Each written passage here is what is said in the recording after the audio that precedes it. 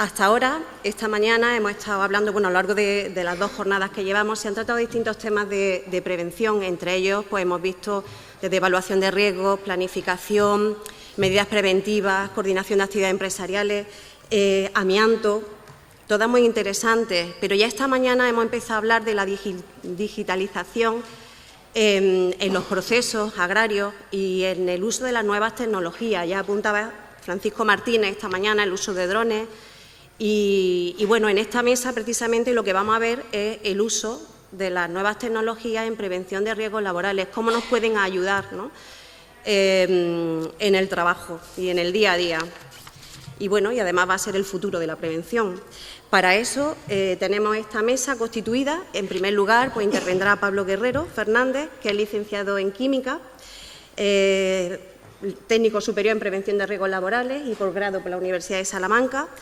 Pablo lleva 23, 24 años dedicado a la prevención y, sin duda, es el referente y consultor en higiene industrial. Por otro lado, aquí a mi derecha nos acompaña Gabriel Rodríguez del Río, que es ingeniero técnico industrial, posgrado también en la Universidad de Salamanca. En la actualidad es responsable del área de seguridad y sistemas de gestión de prevención de riesgos laborales en Quirón Prevención. Y además tiene una amplia experiencia como docente, es miembro en foros técnicos, destacando que es vocal en el Comité Técnico de Normalización, en la CTN 81, en Seguridad y Salud en el Trabajo. En este comité se ofrecen importantes herramientas de prevención de riesgos laborales a las organizaciones y, además, apuntar que de las 539 normas que hay, aproximadamente el 50% tratan sobre equipo y sistemas de protección para el trabajador.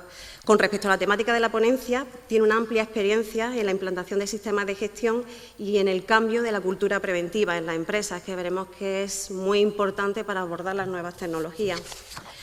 A mi izquierda tenemos a Antonio Berlanga Martínez, es ingeniero técnico agrícola por la Universidad de Sevilla, ingeniero agrónomo por la Universidad de Madrid, ha hecho distintos cursos de especialización y dirección de empresas en San Telmo, es socio fundador de varias empresas, IMAI S.A. y en la actualidad Agroelum Ingeniería S.L., y ha realizado distintos proyectos, pero sobre todo dirigidos en 2 ámbitos. Por un lado, la transformación del riego en goteo, por goteo en varias hectáreas, en el campo, en la provincia de Jaén y Córdoba principalmente, y además, en una segunda línea, ha actuado en campo en la industria oleícola, almazara, envasadora y extractora de aceite. Y en este último ámbito ha realizado reformas en instalaciones, tanto en instalaciones como implantación de nuevas industrias. O sea, nos va a hablar desde la parte de diseño.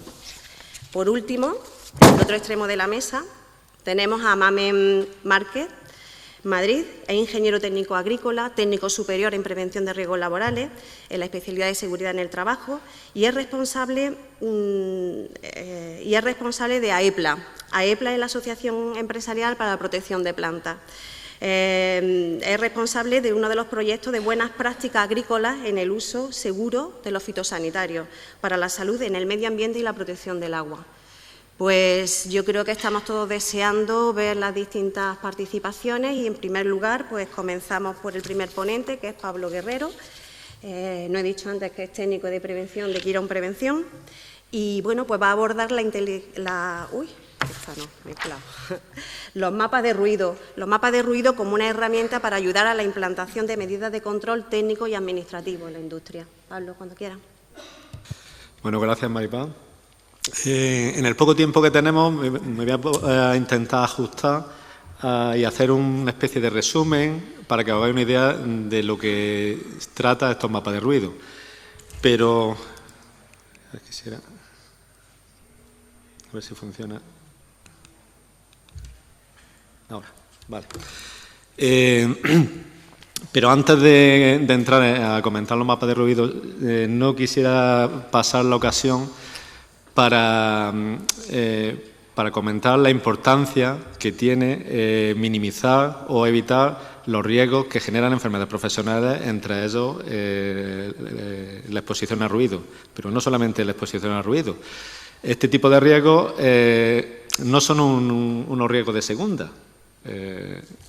Muchas veces la impresión que tenemos, quizás en general, es que los riesgos que generan enfermedades profesionales son riesgos de segunda y los riesgos que generan accidentes de trabajo son riesgos de primera. No es así, no es así. Es muy importante evitar o minimizar los riesgos que generan enfermedades profesionales.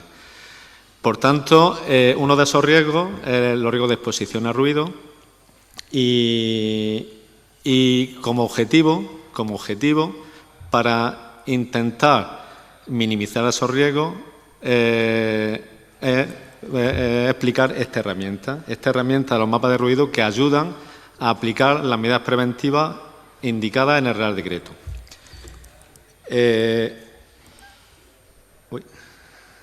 No sé qué ha pasado aquí. Ahora.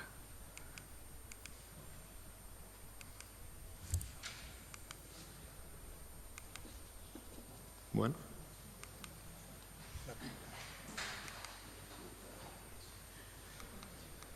Ahora. Bueno, la exposición a ruido es un riesgo suficientemente estudiado a lo largo del tiempo. Ese manual que veis ahí es un manual que editó y publicó el Centro de Prevención de Riesgos Laborales de aquí de Jaén. Se ve pequeñito, pero ahí aparecen los autores de ese manual, ya en el año 98, mucho antes de la entrada en vigor del Real Decreto actual que regula la exposición al ruido de los trabajadores. Anteriormente, en aquella época, había otro Real Decreto que fue derogado por el Real Decreto 286 de ruido, y ahí en ese manual, pues la verdad que se estudia muy en profundidad los riesgos en el sector de la almazara. Ahí podemos encontrar, si podéis conseguir ese manual y le echáis un vistazo, pues podemos encontrar medidas preventivas de carácter técnico, organizativo y estadístico para minimizar el riesgo de exposición a ruido. ¿Qué es lo que, con lo cual quiero decir que es un riesgo suficientemente estudiado durante muchísimo tiempo? ¿Cómo tendríamos que enfocar o cuál es la idea desde el punto de vista de empresa y desde los servicios de prevención, entiendo yo, cómo deberíamos afrontar la evaluación de riesgo y la planificación de la actividad preventiva? Bien, pues bajo nuestro punto de vista, la evaluación y la planificación son unos medios para llegar a un fin. El fin, al final, es evitar los accidentes y las enfermedades profesionales. Con lo cual, las evaluaciones de riesgos deberían ser lo más concretas posible y la planificación de la actividad preventiva debería de incluir las medidas preventivas concretas a llevar a cabo. Con respecto al ruido, ya os digo que está suficientemente estudiado la exposición al ruido. También se hace la evaluación a ruido en el sector agroalimentario, concretamente en la almazara. Se hace de acuerdo a la legislación vigente, sin ningún problema. Se hacen las mediciones se hacen con la periodicidad establecida, etcétera. Administrativamente no hay ningún problema. Quizá la deficiencia o no se ha llegado todavía a dar el paso es de implantar las medidas preventivas adecuadas para minimizar ese riesgo. Porque efectivamente la evaluación de ruido de cualquier empresa del sector la podemos encontrar, se hace, dependiendo de la periodicidad que tenga, normalmente se hace anual, dependiendo de los valores que se obtienen, pero lo que dice la legislación vigente es lo que veis ahí. En función de los valores obtenidos en esa evaluación, hay que aplicar una serie de medidas preventivas. En el sector de la almazara, lo normal es que estemos en la franja superior, en la exposición al ruido, superior a los 85 decibelios de nivel diario equivalente. Eso es lo normal, tanto en el patio como en la sala de molturación, superior a 85. En algunos sitios está en la franja de 85-87, en otros lugares está incluso superior, dependiendo de que se utilice en protección auditiva o no. Bien, pues ¿qué es lo que dice la legislación? Pues dice que hay que aplicar una serie de programas de medidas técnicas y medidas organizativas. Como veis ahí, habla de señalización y acceso restringido al personal y uso de equipos de protección individual. La realidad en el sector es que casi siempre la medida que se aplica es la última, el uso de los equipos de protección individual, no llegando a dar el paso de intentar aplicar medidas de control técnico o administrativo. Bien, pues los mapas de ruido es una herramienta que sirve o ayuda o intenta ayudar a la empresa precisamente a eso. A una vez que nosotros hacemos la evaluación de ruido, la empresa hace la evaluación de ruido o el servicio de prevención que tiene contratado hace la evaluación de ruido,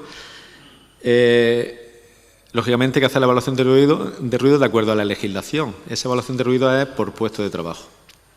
Se califica el puesto de trabajo y se dan las medidas preventivas indicadas de acuerdo a la legislación. ¿Qué podemos hacer más para intentar aplicar esas medidas preventivas? Pues utilizando esta herramienta, una aplicación, un software de Bruel, que es una empresa multinacional danesa, que como veis ahí es el mayor fabricante o proveedor mundial de equipo y solución para ruido y vibraciones. Pues tenemos a disposición esta aplicación para intentar clasificar zonas. Ya os digo, independientemente de la evaluación de ruido de acuerdo al Real Decreto, porque lógicamente esa evaluación hay que hacerla para cumplir con la legislación. Pero para intentar aplicar o minimizar esos riesgos, para que las medidas preventivas, aplicar medidas preventivas de carácter técnico o administrativo, o incluso señalización de la zona, pues nos podemos ayudar de esta herramienta, que no es más, es muy sencillo, es una herramienta muy sencilla y muy visual, porque de lo que se trata es de hacer un mapa de las instalaciones de la empresa para identificar los niveles de ruido que hay en cada una de esas zonas. Es muy visual, ya os digo, porque se identifican una serie de colores. Se le asigna una serie de colores en función del nivel de ruido de esa zona. Con lo cual, de lo que se trata es de medir con un sonómetro integrador, medir los niveles de ruido en cada punto del mapa que queremos evaluar y luego identificarlo con colores.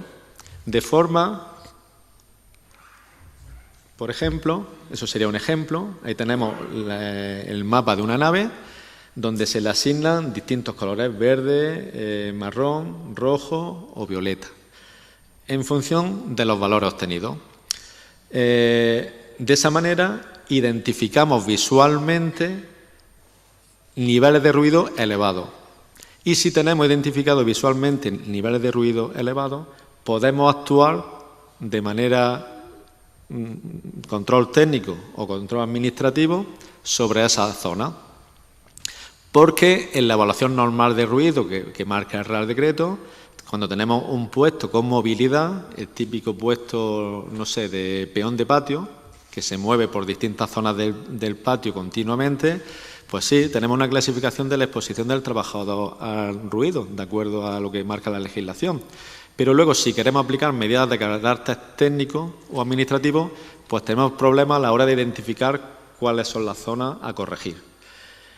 De esta manera las podemos identificar y podemos actuar sobre ellas. En ese mapa que vemos ahí, pues ¿dónde habría que incidir principalmente? Pues sobre la zona color violeta.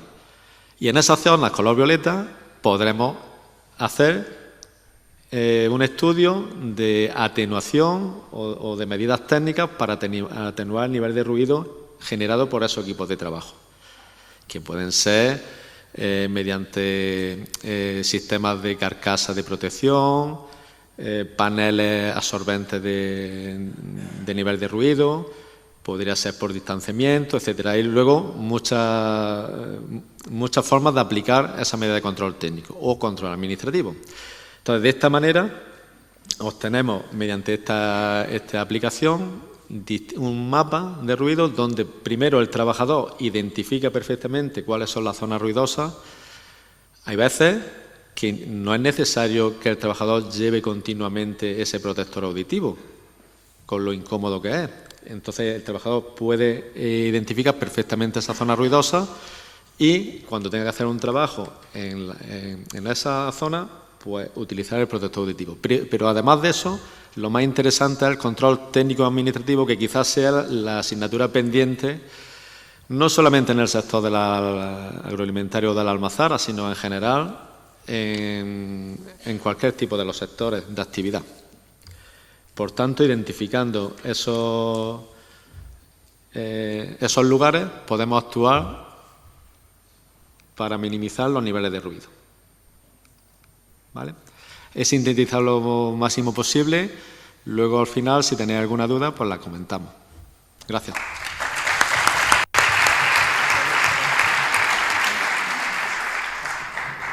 Gracias, Pablo. Sin duda es otra de las aplicaciones, bueno, que podemos, de las nuevas tecnologías que podemos aplicar en prevención. A ver, Gabriel, inicia tu ponencia. Pues muchas gracias, Maripaz. Bueno, pues gracias por invitarme, gracias a la organización por darnos este espacio.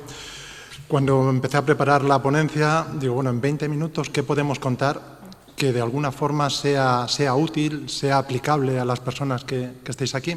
Mi función dentro de la Dirección Técnica de Quirón Prevención, estamos en contacto con empresas tecnológicas que nos informan de todas las novedades que van saliendo y nosotros estudiamos la forma de que esas medidas tecnológicas se puedan aplicar en seguridad y salud y poderlo ofrecer a nuestros clientes. Por otra parte también, hay otra parte en nuestro trabajo que no es tan bonita, como es que en el día a día pues hay accidentes y vemos que, bueno, pues cuando investigamos esos accidentes y vemos las causas, pues vemos que muchos de ellos serían fácilmente evitables y vemos que muchos de ellos la tecnología nos ayudaría a evitarlos. Entonces he tratado de sintetizar en 20 minutos, cruzar esos dos datos. ¿Qué nos ofrece el mercado tecnológicamente para solucionar los problemas que a día de hoy tenemos en el sector agroalimentario? Si hablamos de cómo la tecnología salva vidas, un buen espejo en el que nos podríamos mirar es en el de la seguridad vial, ¿no? Ahí en la diapositiva he puesto un coche, que era un coche que la clase media española se podía permitir en la década de los 70, ¿no? Ese 127, que fue el primer coche que tuvo mi padre.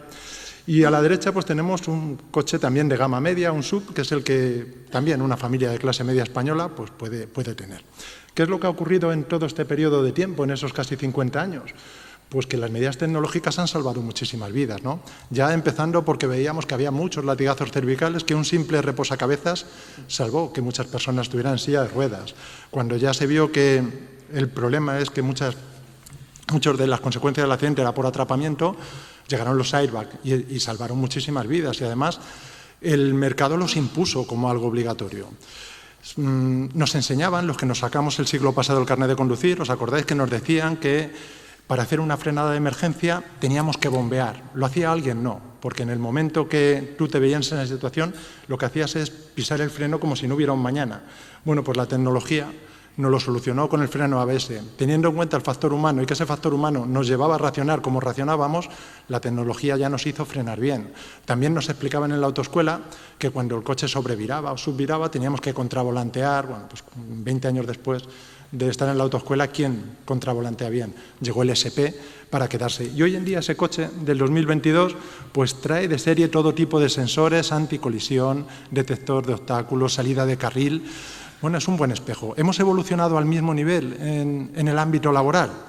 Me llamó la atención una noticia que vi hace poco y es que la marca Crown había adquirido la primera carretilla elevadora que sacó al mercado y a día de hoy la compró, estaba en pleno estado de uso y los ingenieros dicen que era normal por la robustez y por... Bueno, si vemos la carretilla elevadora que hay en el 2022, pues hombre, vemos que tiene el volante más pequeño, el asiento es más ergonómico, las ruedas más grandes, pero muchas veces medidas de seguridad en estos 50 años no hemos ido al mismo nivel. Es verdad, alguien me puede decir, no, pero las hay. Antes hablábamos de los tractores y que nada tienen que ver. El problema es a la velocidad que llegan. Llegan siempre para cuestiones de seguridad y salud mucho más tarde. Hablaremos de drones, ¿no? Los drones en agricultura se están empleando, pero ¿cuántas funcionalidades de esos drones son por cuestiones operativas y cuántas por prevención? Simplemente esto lo quería indicar a modo de reflexión. La realidad es que los accidentes que seguimos teniendo hoy Yo empecé a trabajar en el año 99 y se parecen muchísimo a los que había. ¿Cuál es la diferencia? Una cuestión estadística. Cuando yo empecé a trabajar en el año 99, fallecían al año en España unas 1.200 personas. Hoy en día fallecen 600 y pico. Bueno, es una estadística y al final la estadística lo soporta todo. Son muchas vidas que se han ido salvando, pero para mi forma de verlo el objetivo no está ni de lejos cumplido porque siguen falleciendo personas por cuestiones muy elementales. El primer accidente llevaba yo 3 meses en la empresa, se acordará nuestro director provincial de Jaén, Tomás, que estaba por Madrid en aquella época, fue un accidente que a mí me marcó y me ha marcado los 23 años que he ejercido. Fue un chaval de 18 años.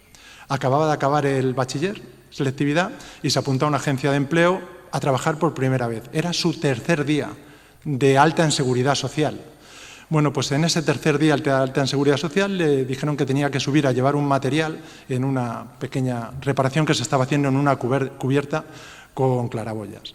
Sin ningún criterio, sin ningún tipo de preparación, sin medios de acceso como veíamos antes, bueno, pues el chaval pisó una claraboya, cayó 15 metros, estuvo agonizando 45 minutos hasta que falleció. 18 años, tercer día de vida laboral.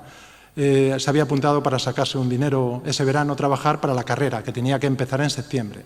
Cuando hablamos de estadísticas de accidentabilidad, nos olvidamos a veces que detrás de esas estadísticas hay personas con su vida que o ya nunca va a ser igual o que, sinceramente, no se desarrolla. Y la rabia que me dio es porque ese accidente era muy, muy fácil de evitar.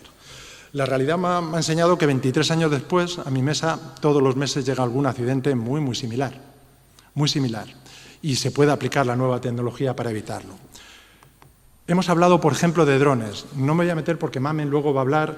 Los drones se están utilizando en la agricultura cada vez más pues para muchas cuestiones de aplicación de fitosanitarios, para la aplicación de sembrado selectivo y tal, pero no tanto para cuestiones de seguridad y salud. Si nos centramos en ese accidente de la cubierta, cuando veo las investigaciones de los accidentes, cada vez se hacen mejor los trabajos planificados. Esos trabajos que tú sabes lo que vas a hacer, se planifican las medidas. ¿Cuándo se produce el accidente mortal en la cubierta? Cuando se hace algo de forma improvisada.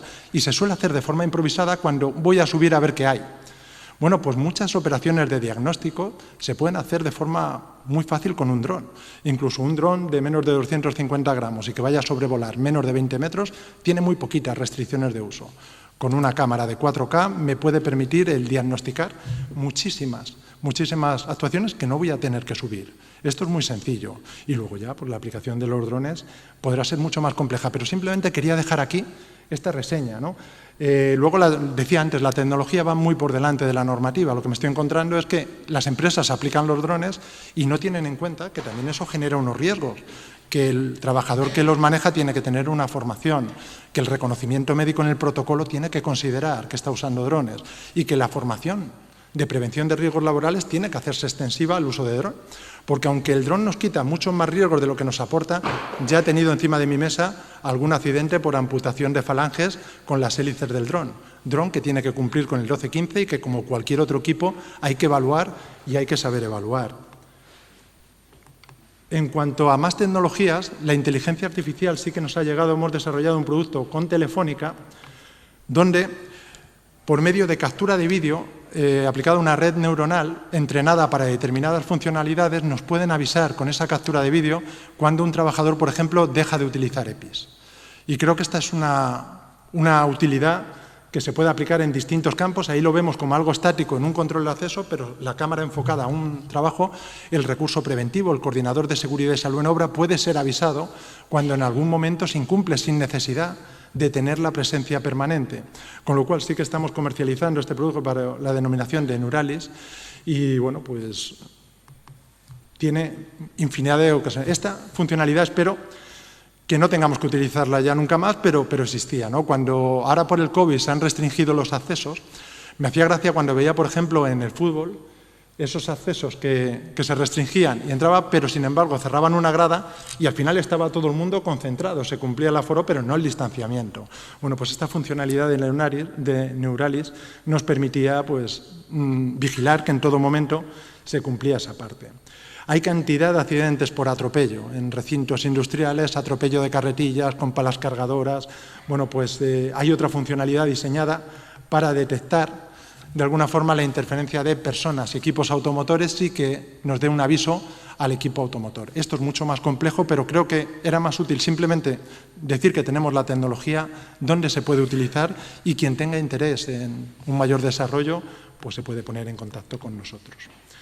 Todo esto es inteligencia artificial. La inteligencia artificial acabará con los accidentes. Hombre, pues quizá algún día, pero todavía estamos lejos. No podemos despreciar la inteligencia humana.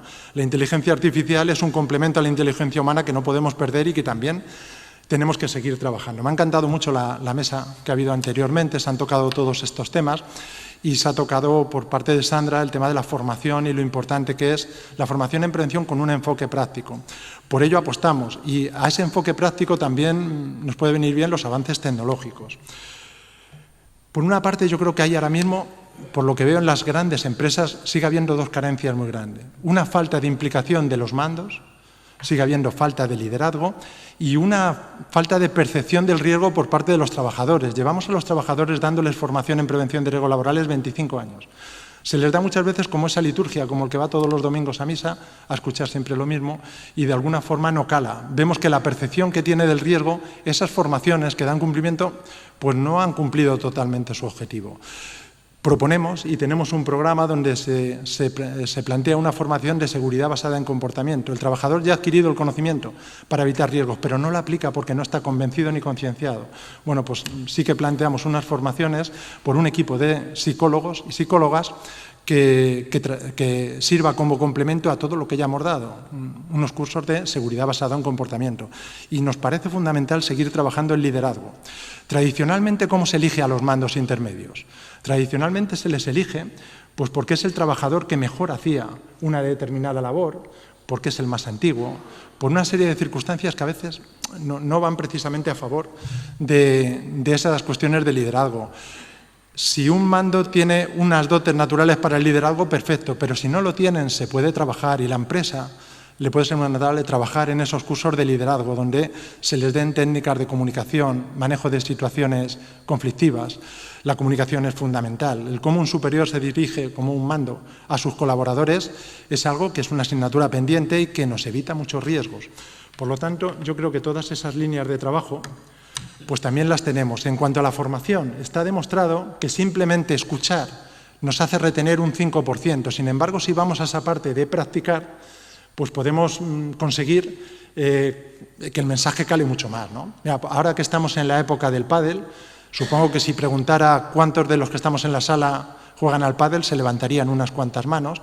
Y los que, como yo, sean un poco torpes, pues habrán tenido la idea de apuntarse a unas clases, ¿no? Para aprender y jugar mejor. Bueno, no sé quién se apuntaría a una clase de pádel dada por un señor entrajetado y un PowerPoint, donde en una exposición con la que tenemos aquí le enseña a hacer una bandeja, le enseña a sacar.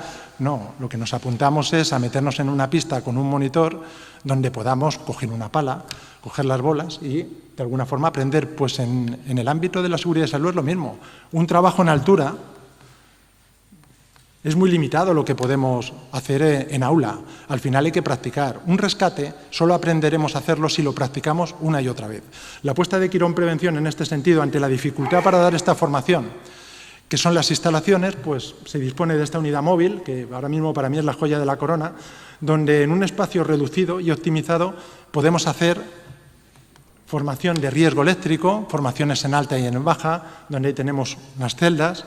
Podemos hacer formación de incendios con extintores, bocas de incendio, vías de 25 o 45 y también practicar situaciones de evacuación con baja visibilidad y con alta exposición a la temperatura. Podemos también trabajar en altura simulando rescates, trabajos en espacios confinados. Bueno, pues aquí la tecnología también nos ayuda. Y si queremos mejorar la formación en aula, sin salir de un aula también se pueden hacer muchas cosas. Y tenemos varios cursos de realidad virtual inmersiva, donde ya tenemos funcionalidades pues, en el ámbito de la ergonomía, también de planes de evacuación y de seguridad vial, ¿no? Creo que la realidad virtual te ayuda, no es como la práctica, pero se asimila mucho, ¿no? La sensación del que lo haces ese efecto wow, ¿no? de verse realmente inmerso. Y para terminar, yo creo que todo esto al final se engloba en un mensaje de mejora en general de cultura preventiva, con medios tecnológicos y humanos. Esa foto a mí me llamó mucho la atención Y he leído mucho sobre esta foto. ¿Y sabéis por qué? Es un posado, evidentemente, pero es un posado real. Trabajaban. Pues simplemente esa foto se hizo así porque en la década de los años 20, 30, que se construyó nueva, se trabajaba así y todos los días moría gente por caída en altura. Y eso estaba asumido. Cobraban un sueldo muy alto, probablemente el que sobrevivió a aquella década pues cumplió su sueño americano, pero realmente se trabajaba así. Esa foto la hemos visto todos, pero no tantos hemos visto la foto del fotógrafo que la hacía. Y como vemos, lo que se hacía es que el riesgo estaba asumido. Y ese que el riesgo está asumido es uno de los problemas que todavía hoy tenemos en muchas empresas. En mi último viaje a Nueva York pude comprobar que algo habían avanzado, ¿no? Esta foto es una foto robada, no la difundan. Pues vi como un trabajador en el metro viajaba con su chaleco, su casco, ni se había dado cuenta que se lo podía quitar. ¿Por qué? Porque lo tiene totalmente integrado. Es tan normalizado su uso que sale del trabajo y sigue llevándola. ¿Esto cómo se puede conseguir? Pues con todo lo que de alguna forma hemos ido controlando. Esto lo ponía como ejemplo de lo que es un trabajador que trabaja en dos empresas. Es Gareth Bale, es un señor pluriempleado que está en dos empresas. Una se llama Real Madrid y otra Selección de Gales. Su actitud es radicalmente distinta según el entorno. En España y en el Madrid no está a gusto y de alguna forma pues su rendimiento y su aceptación de las normas es el que vemos. Sin embargo, cuando va con Gales es el auténtico líder. Es el que arenga a los compañeros y el que está llevando a Gales a conseguir los mejores objetivos de su historia. Un ejemplo de lo que podemos conseguir motivando a los trabajadores. Y bueno, como el factor humano está ahí, tendremos que seguir trabajando con él de la mano de la inteligencia artificial. Y simplemente les dejo ese programa que lo integra todo, que lo ofrecemos como producto de Quirón Prevención, pues ahí está el índice, para que si les sirve capten alguna idea y puedan aplicarlo. Por mi parte nada más, Maripaz. Muchas gracias.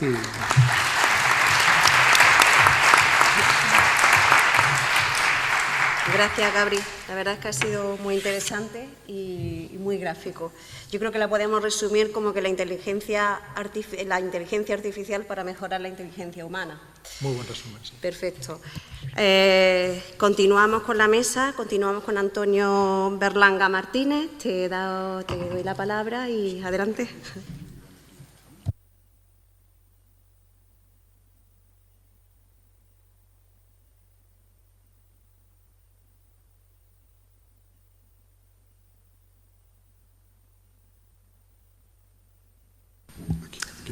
Ahora sí se oye, ¿no? Bueno, buenas tardes. Digo buenas tardes, pues ya son más de las 12. Y primero agradecer al Centro de Prevención que se haya acordado de mí, no sé a través de quién, pero se haya acordado de mí para estar aquí presente y explicarle en 15 minutos lo que estamos haciendo en las almazaras.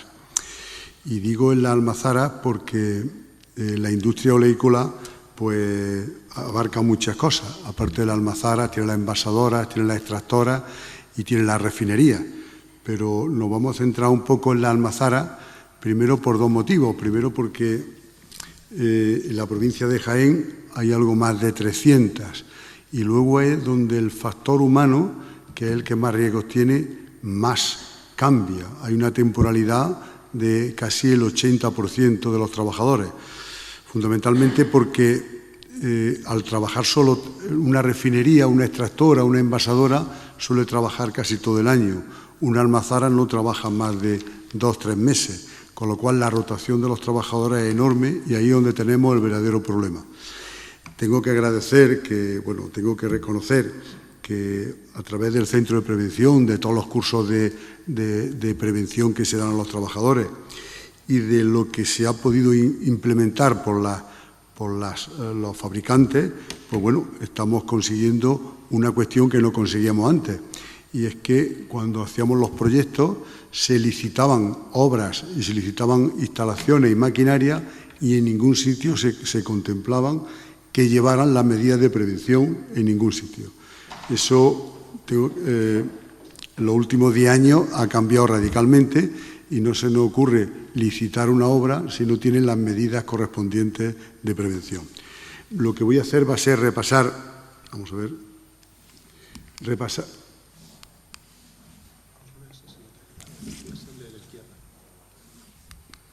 ¿no? ¿En medio?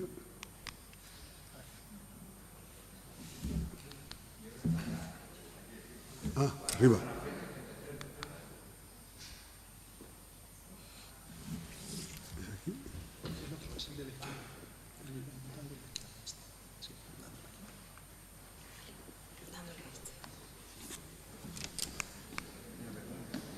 Pues no.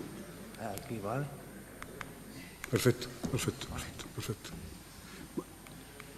Vale. Aquí lo que voy a hacer va a ser la evolución de la almazara, y en esta podemos ver cómo era una almazara hace 100 años y cómo es el patio concretamente, el patio de una almazara de hace 100 años y el patio actual. En el patio de hace 100 años el elemento de riego era poco, porque eso era la carga y descarga de la aceituna, y en el patio de una almazara actual hay multitud de riesgos porque está todo mecanizado y hay una cantidad de riesgo enorme. En las fábricas era al revés, en lo que era la molturación de la fábrica es al revés.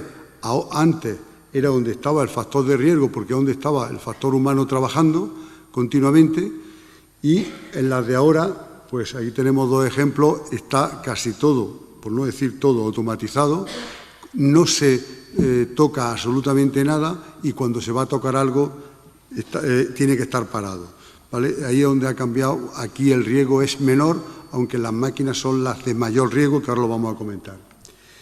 Bueno, en una almazara lo que empezamos es por la entrega de la aceituna. Tenemos el patio de recepción, limpieza y lavado de aceituna. Después, con la aceituna limpia, pasamos a la molturación, y ahí ya tenemos la distinta clasificación de los aceites y los distintos procesos de las otras industrias que he ido contando, envasadoras, refinerías, orujeras, etcétera. Si entramos ya en detalle de cada uno de los puntos conflictivos que tenemos en la almazara, pues bueno, aquí tenemos lo que ahora se está haciendo con unos patios de descarga de aceituna, en los patios de recepción. Antes se llegaba con los tractores y se descargaba directamente en la tolva. No se pasaba por encima de la tolva, solo se aculaba a la tolva. Ahora normalmente se pasa por encima de las tolvas y se abren unas compuertas, y esas compuertas hay siempre una rejilla de protección para que no tengamos ningún proceso de caída dentro de la tolva, que es este que pongo a la margen derecha.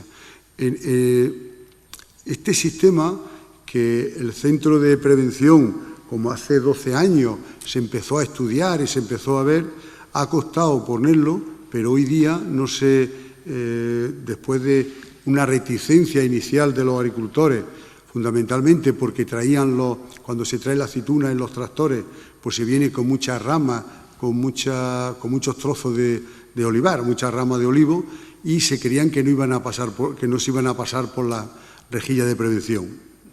Se pasa perfectamente, no hay ningún tipo de problema, y de hecho se está recepcionando sin ningún tipo de dificultad. Es más, ya se ha mejorado la diapositiva de la izquierda, en que en las tolvas, abajo de las tolvas de recepción, en vez de hacerlas troncopiramidales, se están haciendo troncocónicas para evitar que en la parte baja, justo donde está la cinta de salida de la aceituna, tengan que meter la mano, porque se descarga mejor la aceituna, descarga mejor las ramas de olivo, y no hay que introducir la mano para sacar y evitar riesgo. Bueno, en el patio de recepción, normalmente cada línea de recepción, pues su tolva, siempre consideramos limpieza de una limpiadora, despalilladora y lavado de aceituna. Pero en unir todas esas máquinas hay como 4 cintas de transporte, y las cintas es donde yo he visto los mayores accidentes laborales. No son graves, pero sí se queda uno sin un dedo, sin un brazo o algunas veces alguna cuestión más. Ahí es donde realmente se ha trabajado. Digo no son graves en el sentido de que no son mortales. No son mortales. Perdonadme en un foro como este tengo que medir un poco, tengo que pedir. No son,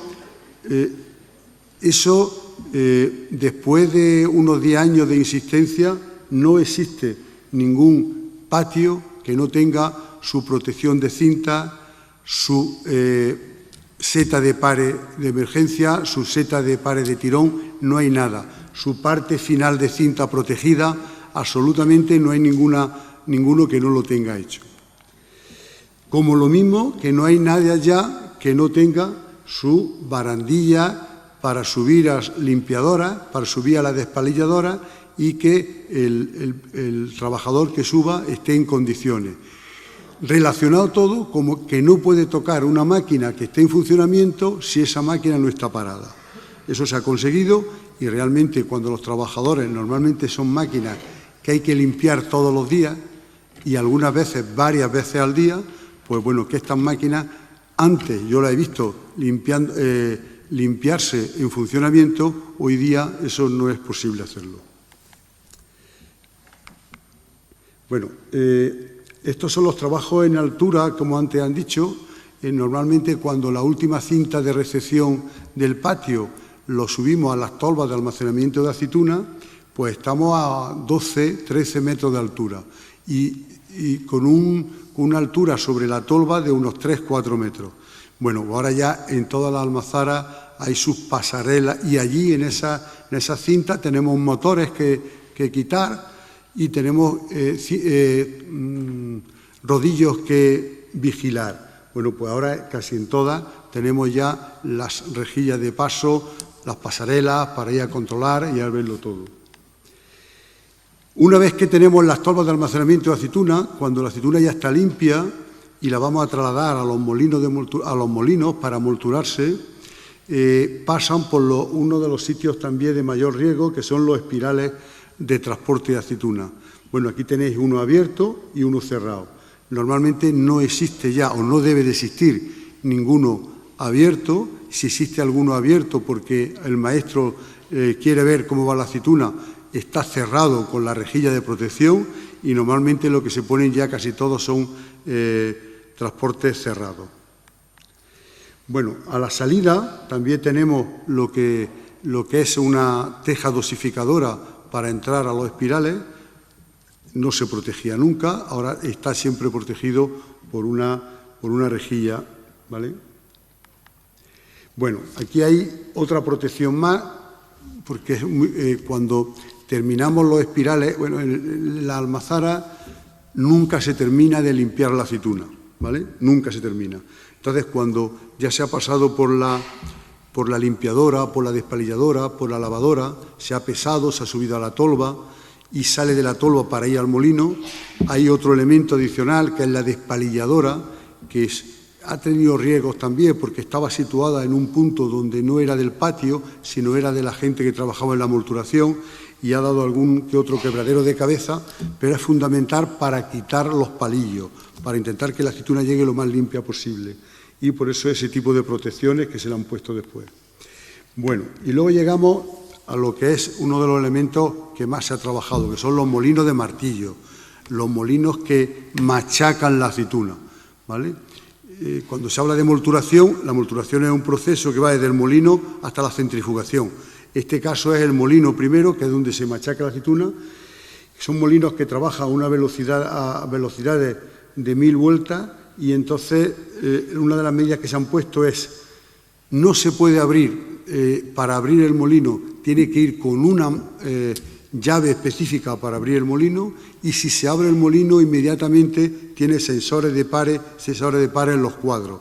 No se puede tener un molino abierto, incluso ni cuando se va a limpiar, o sea, tiene que estar perfectamente cerrado todo, parado todo, no se puede abrir. Y luego para entrar la aceituna, en el tema de protección, de meter las manos, pues también se han puesto las rejillas encima de tolva, que han sido muy reacios algunos maestros porque se les provocaba las obturaciones de entrada de aceituna, pero también se ha dado cuenta que no es así, que se puede hacer perfectamente sin que se obture ni que tenga ningún problema. Bueno, una vez que la aceituna ya está molida, la masa, ahora ya tenemos una masa, y la masa se eleva al batido a través de una bomba de masa que son herméticas, que para arreglarla o ver su funcionamiento hay que ir con una llave específica, tiene que estar parada, ahí no hay ningún riesgo, y luego a través de las tuberías son todas acero inoxidable, ahí no hay manera de manipulación. Tenemos problemas cuando vamos a lo que son las batidoras.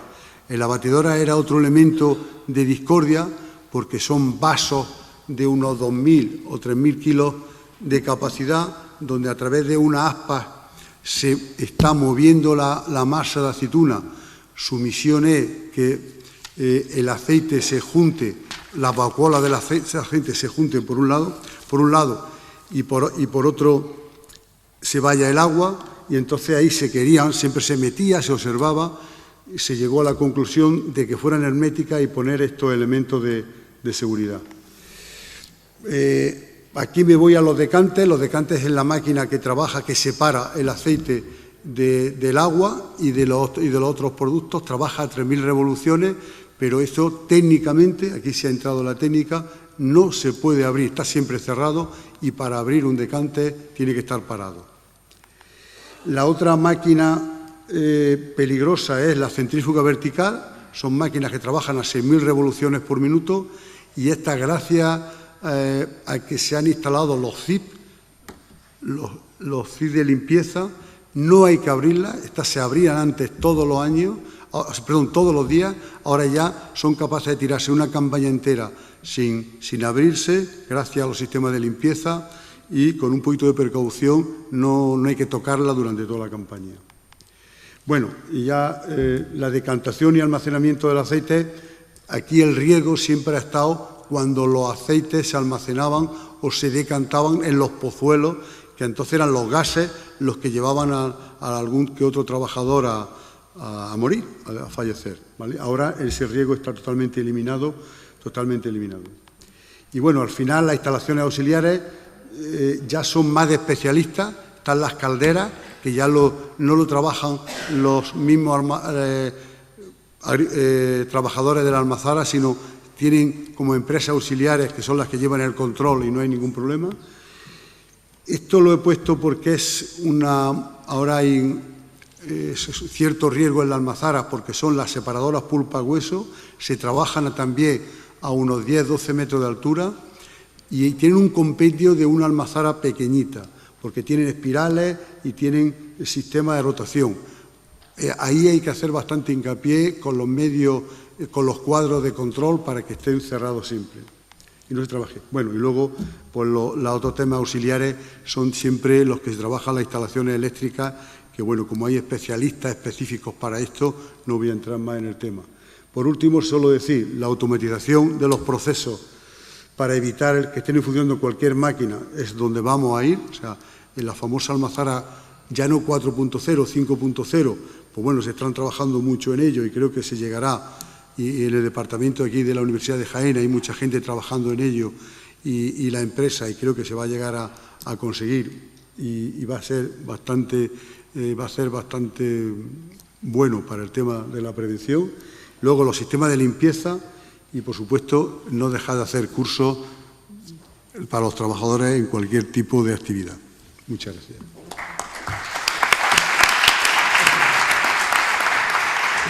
Antonio, muchas gracias por la visita que nos has hecho a una almazara. A mí me ha gustado mucho desde el punto de vista de la ingeniería y de la prevención. Yo creo que ha sido bastante interesante y nos ha aportado a todos. Muchas gracias. Pasamos a la siguiente ponencia, que es con Mamen Márquez Madrid. Cuando quiera.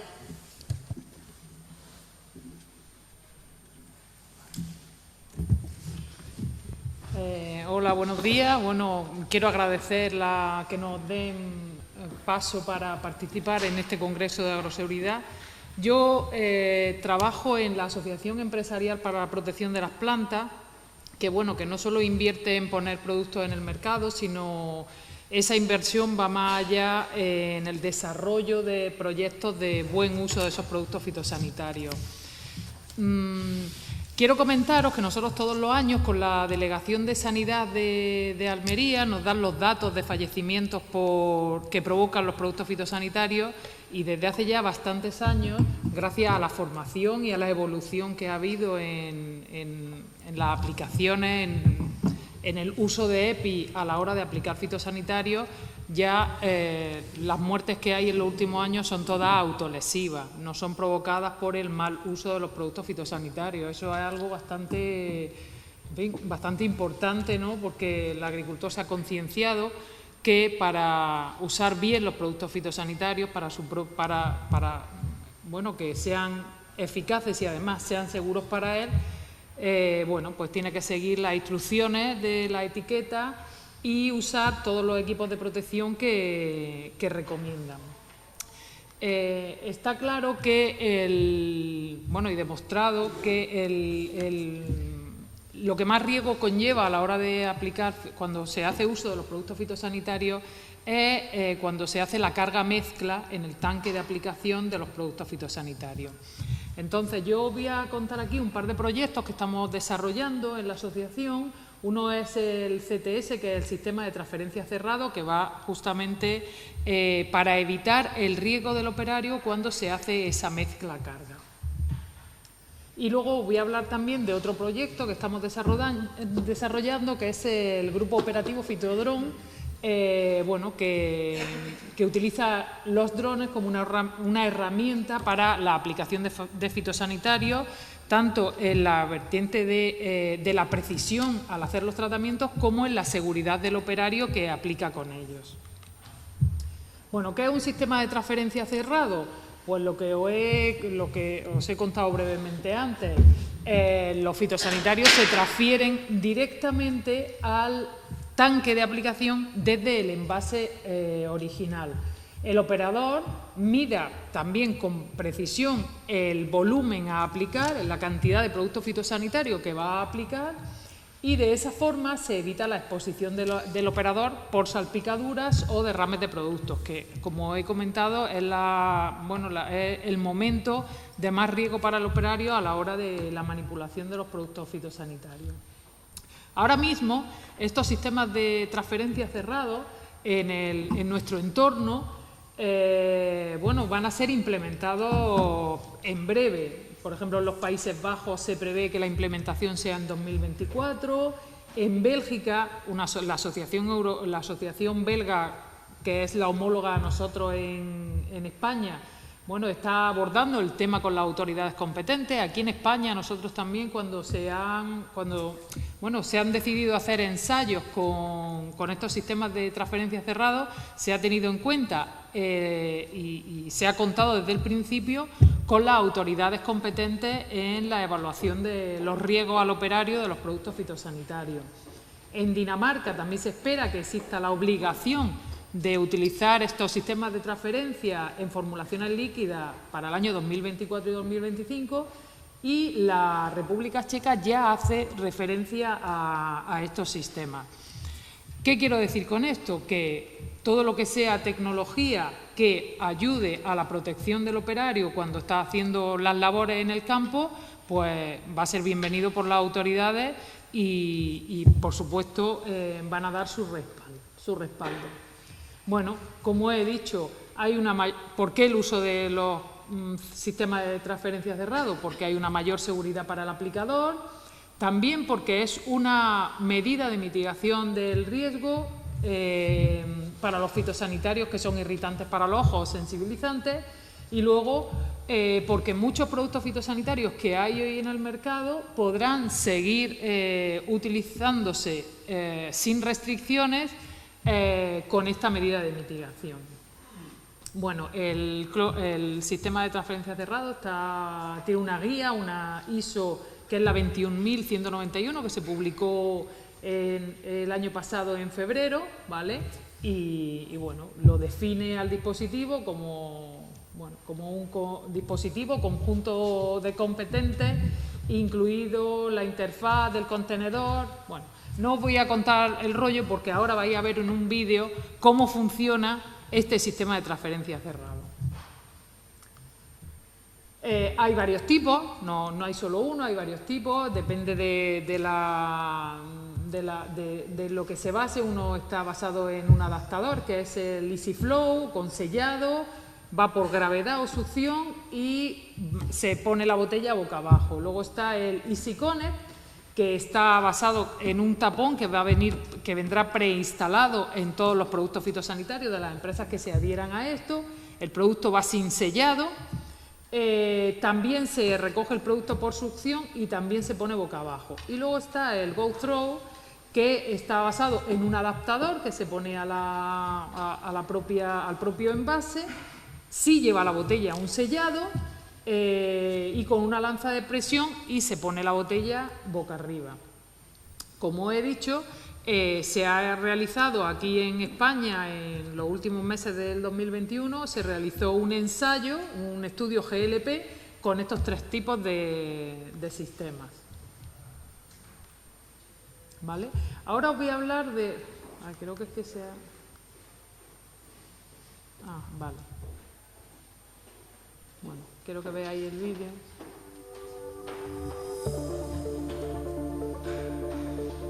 De cómo funciona. Como habéis visto, no lleva precinto. Este es el Easy Connect. De los 3 que os he dicho, es el Easy Connect. Se pone la garrafa, se le da la vuelta. Si quieres vaciar la garrafa entera, también hay posibilidad de medir. Además, la enjuaga 3 veces, que sabéis que es obligatorio. Si no se hace la dosificación del envase al completo, también te lava el tapón, o sea, lo vuelve a poner y lo lava para que el operario, cuando saque la garrafa de ahí, no se exponga al producto fitosanitario.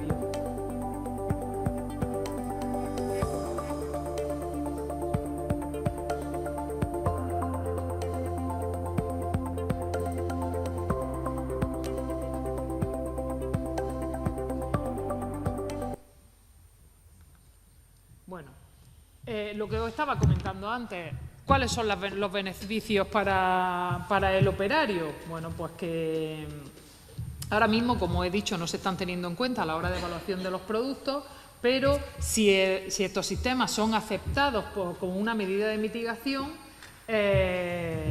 bueno, los productos fitosanitarios tendrán menos restricciones de uso y algunos, incluso que se podrían haber perdido por no tener esta medida de mitigación, podrían seguir en el mercado. También hay beneficios para el medio ambiente. ¿Por qué? Porque se evita la contaminación por fuentes puntuales. Dependiendo de las prácticas agrícolas, hasta el 50% de la contaminación del agua superficial se puede atribuir a la contaminación por fuentes puntuales, ¿no? Una parte de la cual se podría atribuir pues, esto, al llenado o al goteo del depósito de pulverizador.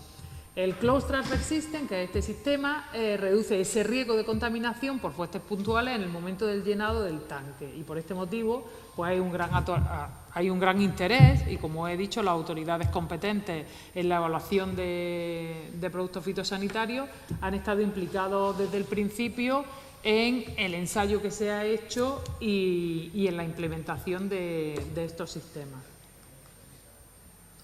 Bueno, este es un poco el plan que hay, ¿no? Lo que lo habéis visto antes, en los diferentes países, cómo se va a ir implementando en cada uno de los países. El problema que hay hoy en día es que, bueno, ese tapón que debería de llevar el sistema el Easy Connect, todavía no está disponible para que todos los fabricantes de productos fitosanitarios puedan ponerlo en los productos que ponen en el mercado. Pero bueno, eso es algo que si al final se hace de manera, bueno, de manera obligatoria en algunos países y en otros de manera voluntaria, pero que sea una medida de mitigación, bueno, pues habrá tapones suficientes para que las empresas que deseen acogerse a este sistema puedan ponerlo en su envase. Ahora os quiero hablar del otro proyecto que estamos desarrollando, que es el del grupo operativo, el Fitodrone, que es, bueno, el título exacto es Validación y Seguridad de las Aplicaciones Aéreas con drones en el entorno agroforestal.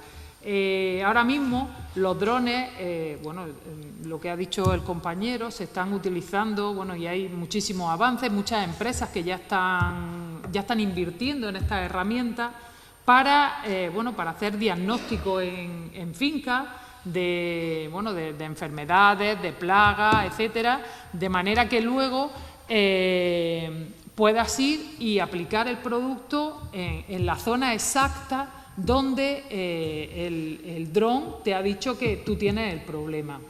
Lo que se va a intentar en este grupo operativo es que esa aplicación, que ya el dron te ha dicho dónde la tienes que hacer, se haga también con un dron, que la aplicación de fitosanitarios se haga con un dron.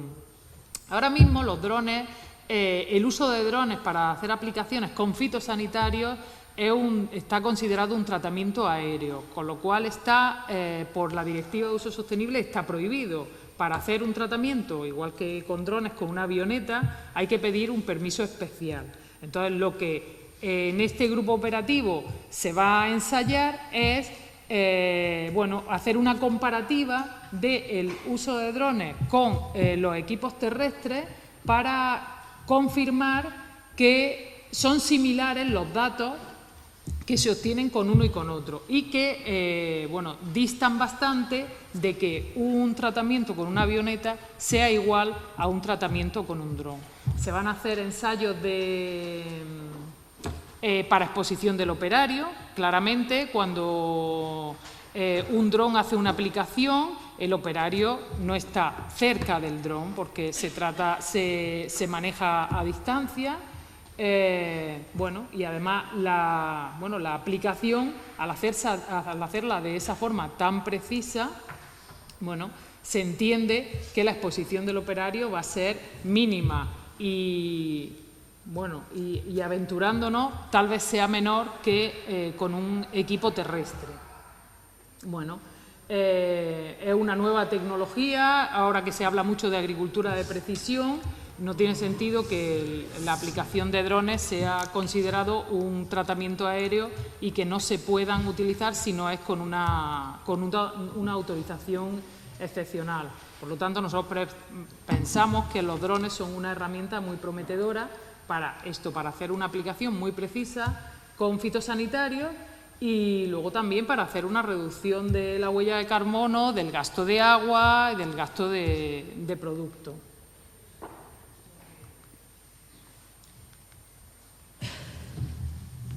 Como he dicho, ahora mismo están catalogados como tratamiento aéreo según la Directiva de Uso Sostenible, con lo cual hay que pedir una autorización especial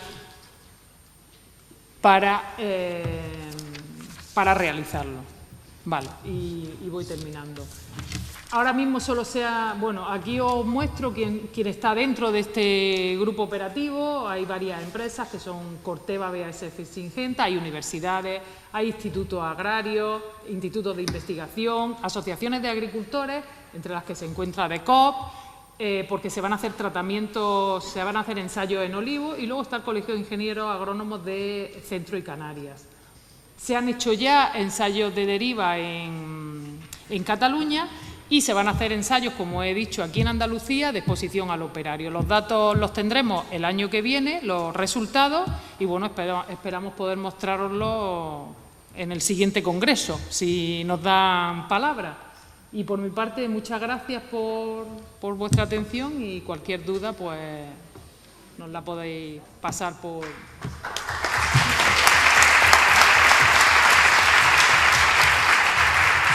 Muchas gracias, Mamen, por tus dos proyectos, que la verdad es que son muy interesantes y sí que esperamos que nos presentes el del uso de drones próximamente. Bueno, con esto terminamos la mesa. Solamente una reflexión. Yo creo que hemos visto que las tecnologías se deben y se pueden utilizar y adaptarlas en prevención de riesgos laborales, pero esto sin un cambio y promoción de la cultura preventiva pues va a ser complicado. Por lo tanto, tenemos que estar abiertos a un cambio. Muchas gracias y nos vemos en el próximo congreso.